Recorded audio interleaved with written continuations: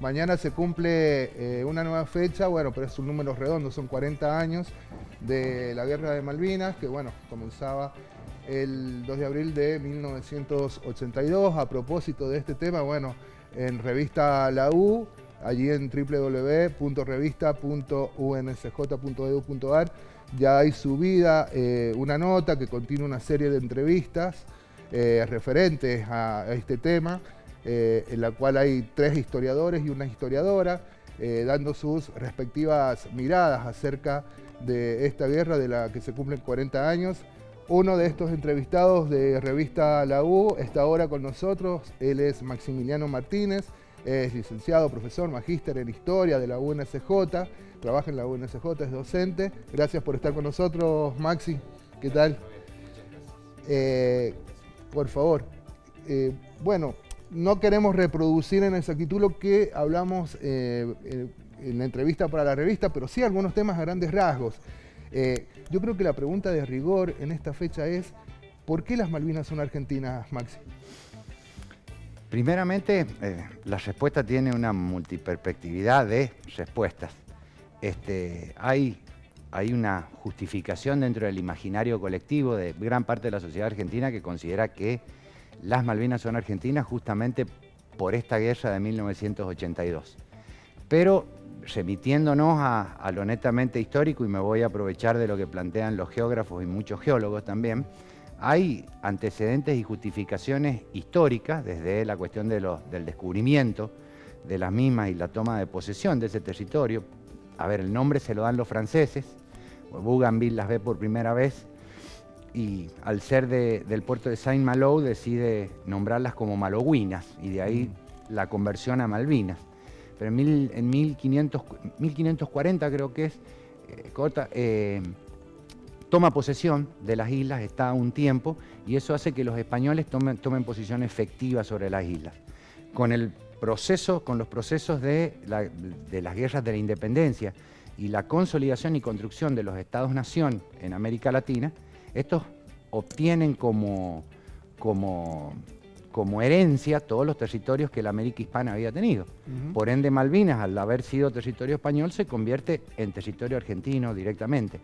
Y la justificación geográfica, geológica, es que las islas pertenecen a la plataforma continental americana. Emergen en el Océano Atlántico, pero son una proyección del continente americano. Entonces la justificación es geográfica, histórica, geológica, y tenés una justificación emotiva dentro de la construcción del imaginario colectivo del argentino como pueblo soberano. Claro, claro. Sí, demasiadas justificaciones, ¿no? Demasiadas para decir que efectivamente las Malvinas son argentinas. Hubo una guerra en 1982 y hubo un contexto internacional también. Complejo. Muy complejo, muy complejo. Sí, yo quería consultarte acerca de cuál fue el papel de la Organización de las Naciones Unidas, de la ONU, ¿no? La ONU pareciera que es un mero instrumento de contralor teórico que pareciera que lo único que hace es emitir ciertas opiniones, pero no actúa efectivamente. Si bien en 1967 saca una resolución, la 2065, donde reconoce la problemática por la soberanía de Malvinas entre el Reino Unido y Argentina, desde allí en adelante lo único que ha hecho ha sido contraponer las dos partes para que discutan, pero nunca ha hecho efectiva esa resolución. Si uno se plantea, basándome, y lo aclaro, históricamente, desde la historia como ciencia, en pensar y explicar desde el pasado hacia el presente, casi ningún proceso de descolonización en el mundo se ha realizado pacíficamente. Son puntuales algunos. Y en esos procesos de colonización la ONU siempre ha tenido un papel de un observador pasivo. Entonces, frente a esa situación, y a pesar de tener el respaldo de casi todos los países latinoamericanos en nuestro pedido, la ONU siempre ha estado expectante. Yo recuerdo que me preguntabas en la entrevista de que cuál era el papel que tenía. A mí me gusta pensar que las ideas, como las instituciones, son narrativas teóricas que las llevan adelante los hombres. Entonces se aplica la teoría del martillo. Un martillo sirve para un clavo, pero también te sirve para matar a una persona. Bien, la ONU, en su gran mayoría de las veces, ha hecho eso. No ha usado el poder que verdaderamente tiene. Y lo entiendo porque hay un consejo que negocia con un revólver nuclear sobre la mesa. ¿Está bien? Y justamente con quien nosotros tenemos el conflicto por las Malvinas, conforma ese Consejo de Seguridad.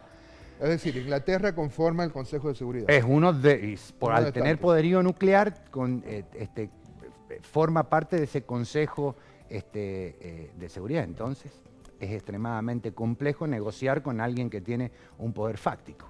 Maxi, para ir terminando, no quería dejar pasar este tema, recién al pasar lo nombraste, esta resolución 2065, ¿no? Recién hablábamos fuera de cámara que hay como un imaginario en la sociedad que se ha venido repitiendo a lo largo de estos 40 años, que es que había que tratar de ir a intervenir en las islas por el lado argentino porque había como algo que caducaba en el reclamo. Entonces, antes de que caduque este derecho al reclamo, había que intervenir militarmente. Que yo haya leído, en ninguna parte he encontrado eso, y justamente esta respuesta se justifica en la ordenanza que sacan el 16 de diciembre de 1967, que es la 2065. A partir de eso, la ONU reconoce los conflictos soberanos entre Argentina e Inglaterra, y eso hace que cualquier tipo de intervención militar o diplomática no tenga que la guerra no haya tenido ningún tipo de sentido. Fue una extensión del proceso de reorganización nacional en la política argentina. Y la guerra no la podés ver fuera del contexto de la Guerra Fría.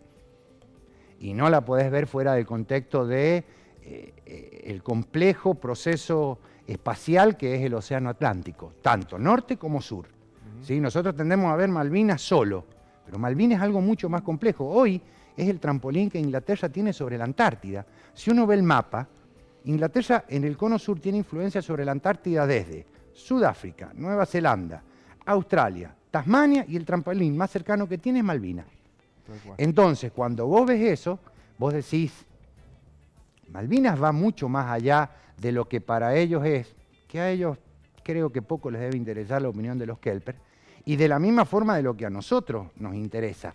Está bien desde el punto de vista económico, desde el punto de vista soberano, desde el punto de vista geográfico. El problema es complejo, ¿sí? Y no se define a algo puntual. Tiene una multiperspectividad de lugares desde donde vos podés ingresar para analizar el tema.